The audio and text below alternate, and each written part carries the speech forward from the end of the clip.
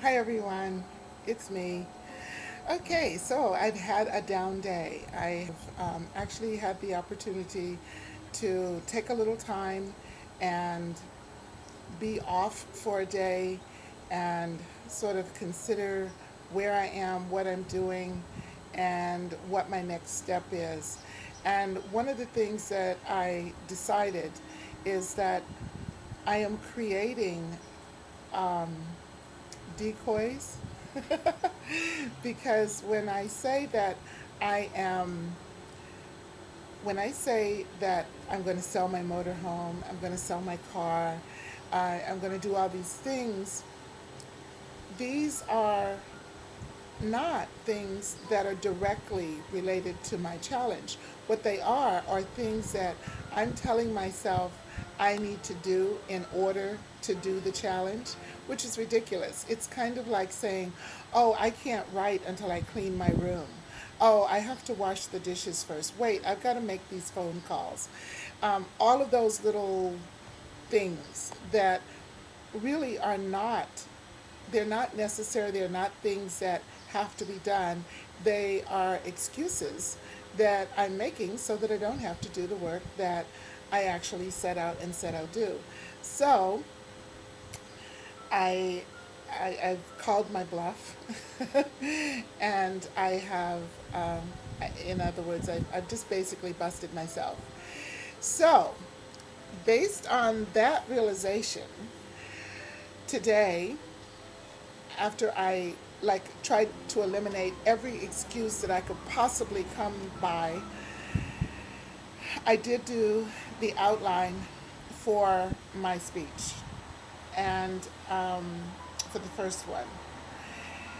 And David gave me some really good pointers on how to do the speech, and so I've done the outline for it. And I think I'm going to work on using my camera here to sort of give myself some feedback as to how I'm doing it and whatnot. It seems that when I think I'm talking to you guys, it makes it easier for me to get information and to share information. So I'm going to do that. And also, when I was talking to the writer that I mentioned a couple of days ago, who was, telling me that I didn't need to dive into the depths of despair in order to share my story, she asked me if I'd written anything else, and I've written two books. One I've compiled, and the other one that I've actually written, but both of those were reference books, and so I didn't think they counted.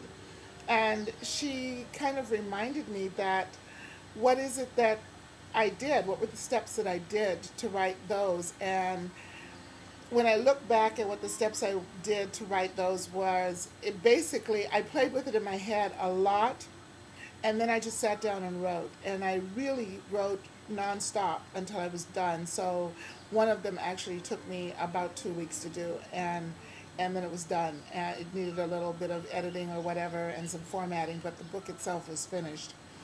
Um, the other one, it's the same kind of thing. It took me about a week to compile it. All the information is in my head. So, what could be so difficult about getting that out? Then she also reminded me that there had been a book that had been sitting in my head for almost 5 years. As a matter of fact, it was one of the things that I had said I was going to write when I came to Hawaii. And it's all outlined, all the stories are there. I just haven't written the stories. And so the easiest one to do to finish while I'm ruminating about the three speeches and the three keynote speeches and getting the other material down, this other book is practically written. So the next it's it basically would take me one story a day because there's like 8 stories in the book. And so it'll take me one day for each story to write those 8 stories, put them into book form, and and then do the extrapolation that's at the end of the book, which is where there's a little bit of work, but not really that much because all of this has been outlined. It's all been sitting for quite some time. So there really isn't a whole lot of work to do on that. But the other thing that she reminded me of was that, oh, the science fiction writer, um, Asimov, I believe. I think it was Asimov. One of the science fiction writers that is so prolific. They've written so many books, and they're an old time science fiction writer, so they're probably dead by now. But one of the things that they had written about and said that they did was they had 5 or 6 books going at one time, and they would just have their typewriters, because this was before computers.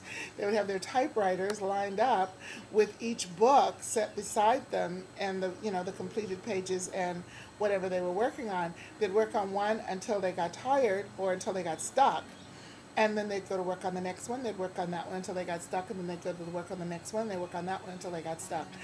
And I'm thinking that that might be something for us multitaskers who seem to think that we have a million things to do at once. We might be able to do something similar to that, and it should be a lot easier with computers. So with that in mind, I have now 3 files open on my computer that have all 3 of the projects that I'm working in. 1, the book that is almost finished. 2, the speeches that I put forth here in this challenge. And 3, the written material that go with the speeches that I put forth here in this challenge. So it feels like I'm moving forward again without putting out all these steps, because the thing is, the thing that I know is that I want to finish the books. All the rest of it, I don't know. I don't really know about the motorhome. I don't really know about selling the car. I don't know any of that. I do know that I want to finish the speeches. I do know that I want to finish the books. I do know that I have things to share that I think would inspire the rest of the planet. And I also am aware that there is a part of me that would like to spend a bit more time being still and quiet and contemplating the kinds of things that this challenge brings forth, rather than the day-to-day stuff of going to work. Even though I love going to work, I really feel like I need quiet time. Now, after my 10 days in Waikiki, I might be over needing quiet time. And I know for those of you who live out in the middle of nowhere, you think that quiet time in Waikiki is an oxymoron. But it really isn't. Quiet time in Waikiki really is quiet time in Waikiki.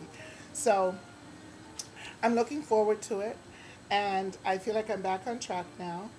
And it's going to be nice to be able to give you guys updates every day about what I'm doing and what my next steps are. Thank you so much for hanging in there with me. I look forward to talking to you soon. And have a fabulous day. Again, if there's any help that you need, if you want a sounding board, please feel free to shoot me an email.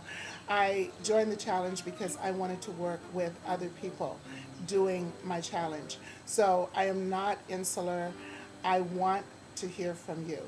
I would like to correspond with you. You can't send me too many emails. So please, I look forward to hearing from you. Until tomorrow, aloha.